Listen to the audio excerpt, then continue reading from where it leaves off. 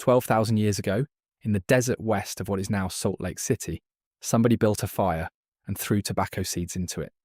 We know this because archaeologists found that hearth, charred seeds of wild tobacco sitting in the ash, concentrated in a way that wind-blown debris never is. Somebody put them there on purpose.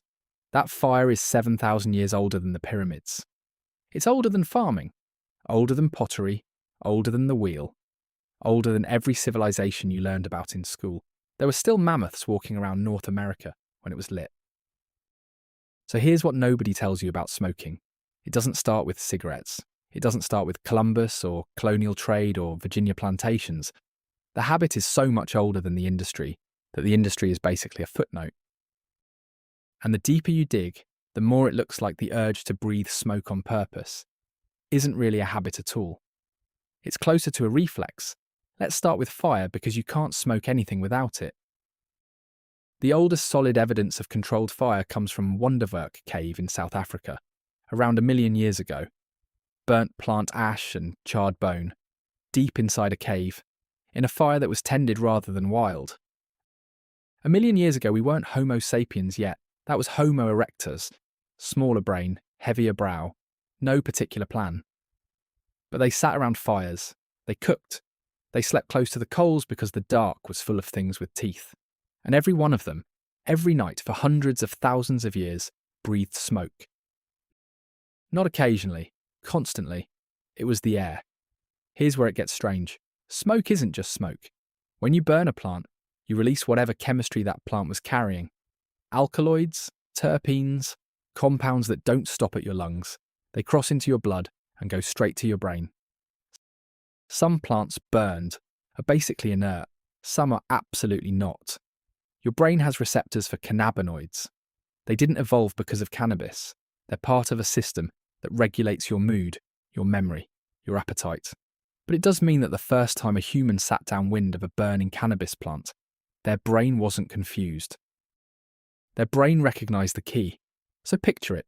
Somebody's cold and tired, sitting a little too close to the wrong bush, going up in the fire, and they have an unexpectedly excellent evening, and no idea why. That's not smoking yet. That's an accident.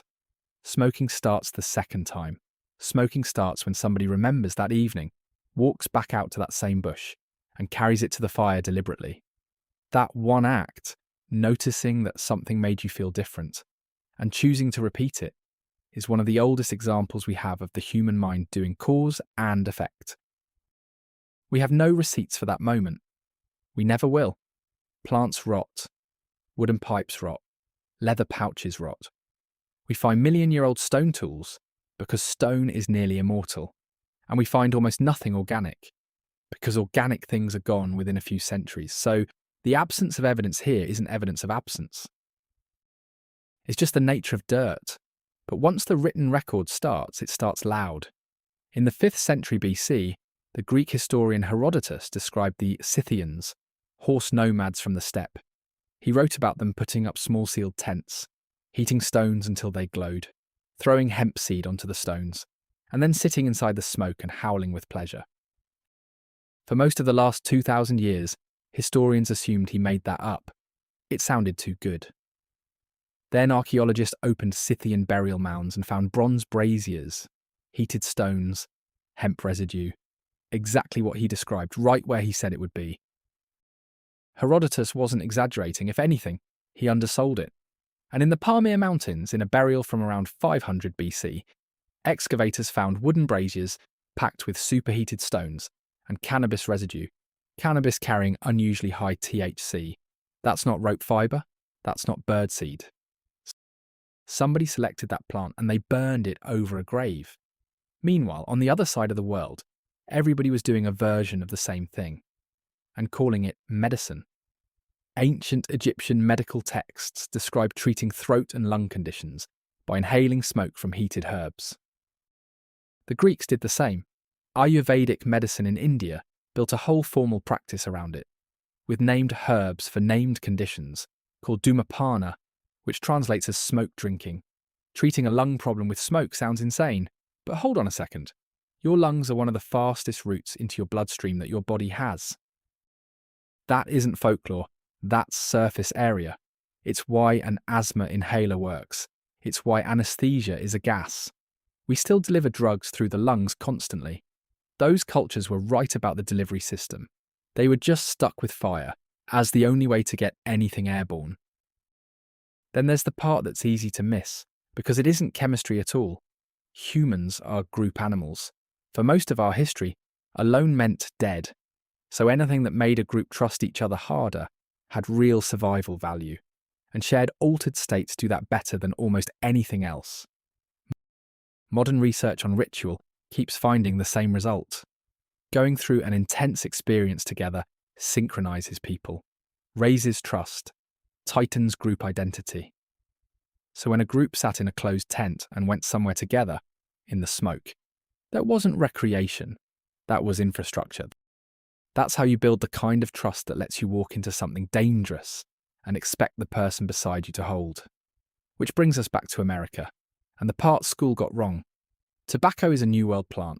Nowhere else, Europe, Asia, Africa, nobody had ever seen it before 1492. And in the Americas, it had already been in use for thousands of years. Chemical residue in pipes going back at least 3,500 years, and that Utah Hearth pushing the story back to 12,000. But it wasn't a habit. It was sacred. Tobacco sealed agreements between nations. It moved through healing. The smoke was treated as a living messenger, carrying words up and bringing visions back down. Blowing smoke over a person was a blessing. You don't chain smoke a sacrament. The discipline was built into the meaning. Then Columbus's crew watched people on a Caribbean beach breathing smoke out through their noses, tried it within about a week, and carried it home. And here's the collapse. What took thousands of years to build into ceremony took Europe about 400 years to strip down into a product. Pipes, then snuff, then cigars. Then, around 1900, the machine-rolled cigarette. Cheap, fast, and more addictive than anything before it. Then the 20th century industry took over, and they knew. Their own scientists had the cancer data internally, and they spent decades and enormous money burying it. They put doctors in the advertising. They marketed to kids.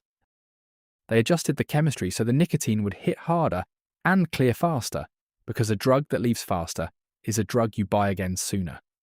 A shaman in 500 BC and a tobacco executive in 1960 worked with the same leaf. That's the only thing they had in common. So when did humans start smoking? Honestly, we don't know. The hard evidence gets us to the 12,000 years. The honest speculation goes much further back, possibly as far back as fire itself. But the thing underneath it, the reach for smoke, is old. Older than agriculture, older than writing, older than every culture that ever wrote anything down. By the time humans invented a way to record their history, this was already ancient in every corner of the world they had reached. Which leaves this. Almost nothing connects you to a person from 100,000 years ago. Different world, different knowledge, different everything. But fire is the same. Smoke is the same. That person sat in the dark breathing the exact same air you'd smell at a bonfire tonight. Some of them started paying attention to what it was doing to them, and they passed that down.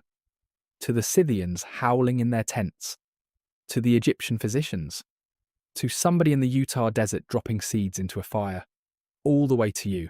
So the next time you catch wood smoke on a cold night, you're doing the oldest thing your species has ever done. You're breathing.